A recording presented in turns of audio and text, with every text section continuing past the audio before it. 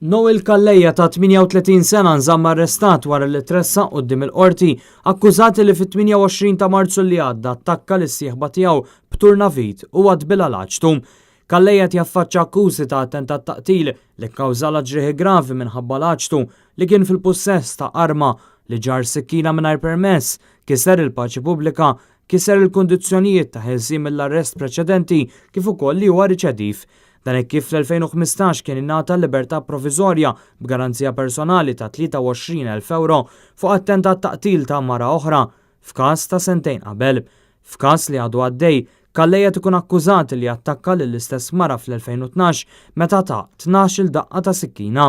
It-talba l-ħelsien mill-arrest din id-darba ma ntlaqetx minħabba n-natura serja tal-każ u l-akkużi kontrih, ir-riskju li jbabas l-evidenza jew javviċina lix-xhieda.